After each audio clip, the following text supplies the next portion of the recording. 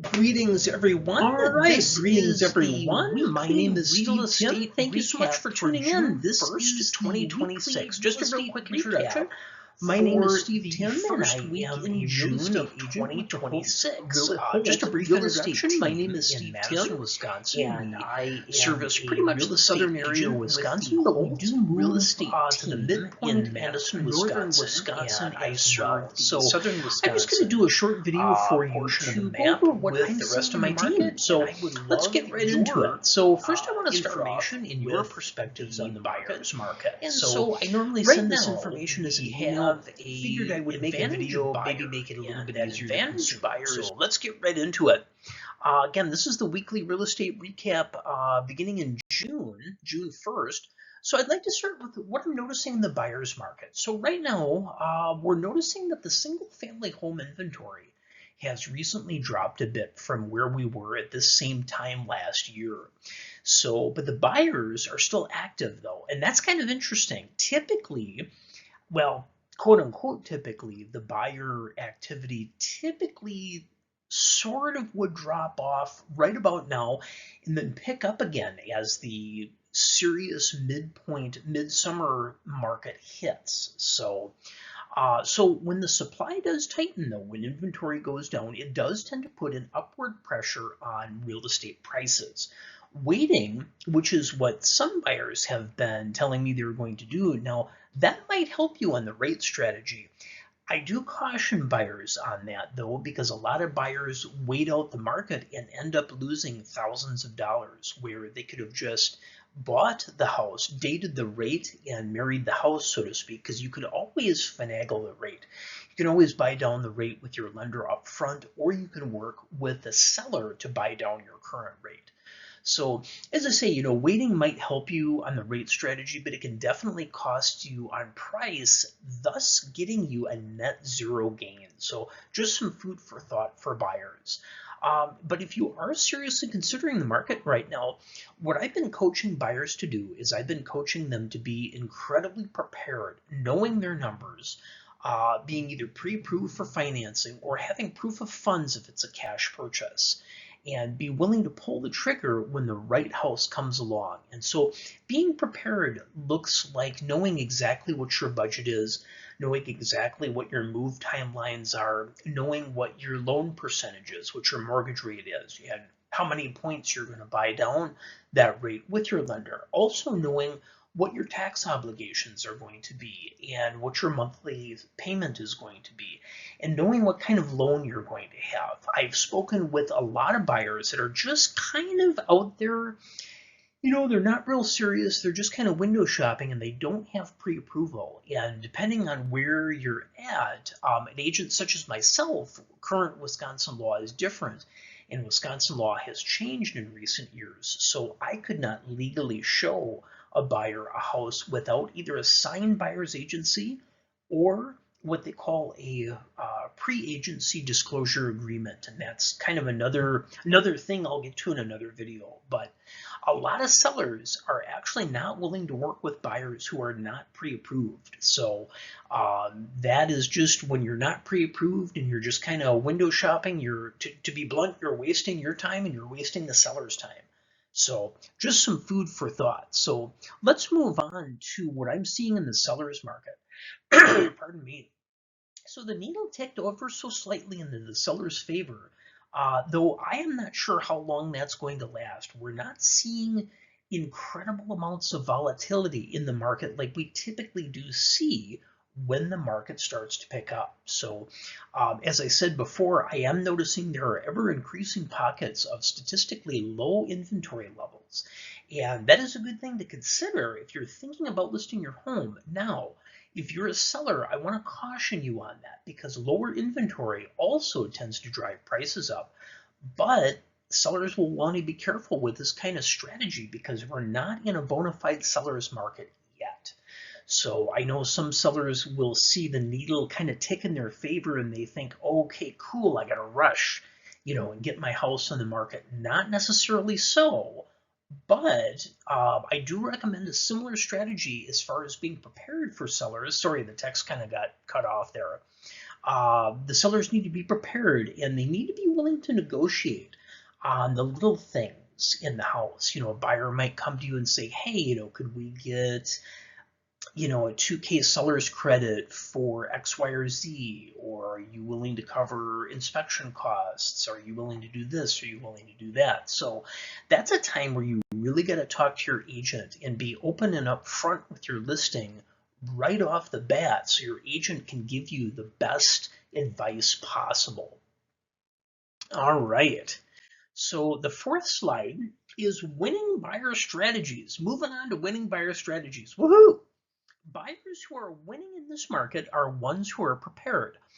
Now, I know, across social media and stuff like that, I've been saying that and saying that and saying that. And some people might think, well, yeah, duh, Steve. I mean, who wouldn't be prepared? But I have to tell you guys, I've seen a lot of buyers and sellers go out in the market not prepared, not doing their homework. And I'm sitting there as an agent saying, hey, you guys got to do this, this, and this to win, and then they end up falling out of the market. So that's a really bad thing to do. So as I say, buyers who are winning are the ones who are prepared. This means that they know what their numbers are, numbers such as budget, as I mentioned before, loan or cash amount, and their move timelines. When do they need to close by? Is it going to be a short closing? Is there going to be, tenancy after closing? What does that look like? And you want to really be open to being flexible with your seller on that.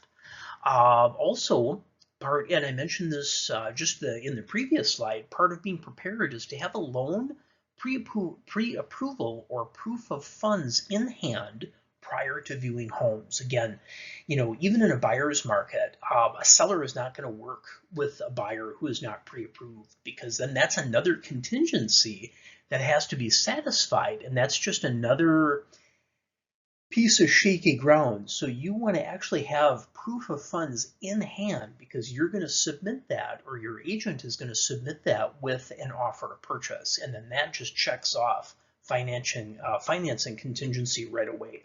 So the market is still in the hands of the buyer for the most part.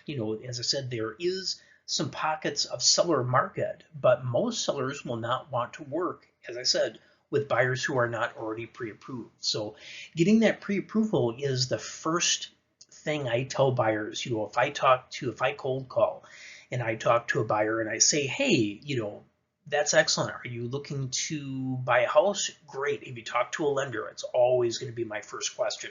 If you talk to a lender, well, no, I haven't. Well, that's no problem. I have 3 or 4 lending options for you. So getting pre-approved is going to be a buyer's first and most excellent step before they get into the market. So moving on to winning seller strategies. All right. So winning seller strategies. Buyer's market, now sellers can still win.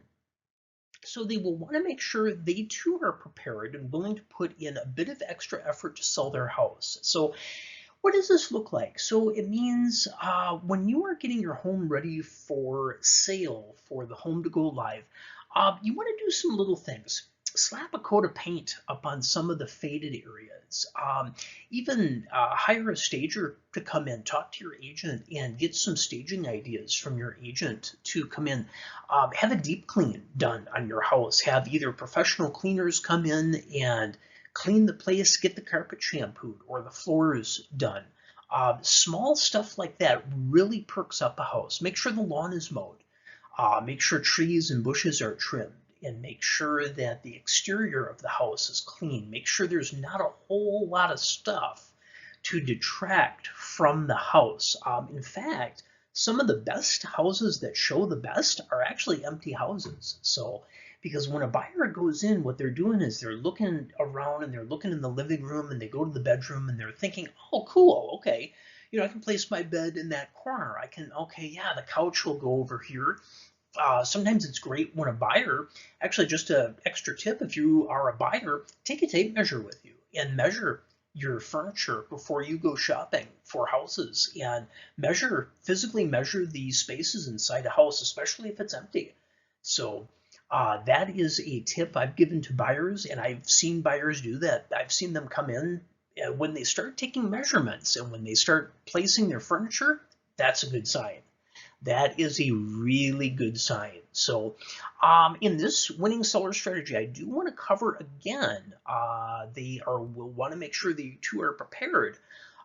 In some areas, listing inventory is down, but as I said before, I caution sellers about leaning on that particular data point too much. Sellers should make sure their home is in good condition, as I said. Make sure you're willing to do those small things, paint, mow the lawn, make sure to get your exterior and interior picked up and kept in good condition. Make sure the yard, again, is kept up. Small improvements made to the interior make a big difference. Things like paint, new fixtures, and a deep clean are huge because that is something that buyers are going to notice immediately when they walk into the house. So, and again, sellers and buyers, you want a win-win at the closing table because you're trying to do, as a seller, you're trying to do the same thing the buyer is trying to do. You're trying to sell this house. The buyer is trying to buy your house.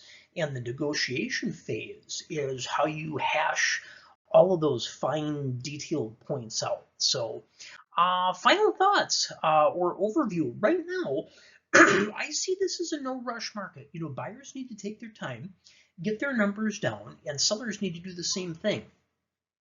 If you're a buyer, you will want to be prepared, know your numbers, as I said, be approved and be willing to pull the trigger when the right home comes along. I'm coaching buyers not to dilly-dally. I'm not saying that they have to, you know, buy sight unseen, but what they should do, they shouldn't think that they have all year to make a decision because there's a famous saying in real estate, you know, we don't have a crystal ball, so I can't predict, as a real estate agent, I can't predict what the market is going to look like next week, next month, next year, could be anything, you know, tomorrow. We could be in a bona fide seller's market. So when buyers see a house that kind of ticks maybe 9 out of the 10 boxes, and maybe we can negotiate for the 10th one, okay, that's a house you want to seriously consider submitting an offer on. Now, if you're a seller, you do want to be ready to pull out some stops, as I mentioned, prior to your home going live on the market, so you can put your best foot forward, and that's what you're doing. You don't have to be afraid if you're a seller to open negotiations with a buyer who puts in an offer. In fact, I don't think I've ever seen a real estate transaction without any type of negotiation. So you want to make sure to negotiate. You want to, as a buyer, you want to make sure to be willing to negotiate. And as a seller, since you know the market is kind of heavy on the buyer advantage, you want to be able to negotiate a bit. You don't want to be too tight to close yourself off from a sale. And last but not least, you want to make sure you're open and honest with your agent before, during, and after the accepted offer gets accepted by the seller. And the main goal, as I said before in all of this, is to get what they call a win-win at the closing table. Sellers, you're trying to sell your house and get the most for your house. And buyers, you're trying to get a good deal on the house that you're getting. So both buyers and sellers, be willing to work with each other. Don't think of the other as, you know, you have to get one over on the other, because that's not, first of all, it's not good business practice. And that doesn't really sit well with either side in the negotiating party of the transaction. So final thoughts, yeah, if you are interested in listing, or if you're interested in buying, I would love to talk. Again, my name is Steve Tim, and I'm a real estate agent here in Madison, Wisconsin. And this on this slide is my contact information. So I'm on Facebook, Instagram, LinkedIn, TikTok. You have my phone and my office phone. The first phone is my cell phone. Feel free to call, and if you don't get a hold of me, please leave a message, and I always respond within 24 hours. And my office number is the same. And I'm also always checking my email. So please don't hesitate to get a hold of me. And again, thank you so much. And tune in for next week's weekly recap. So thanks so much.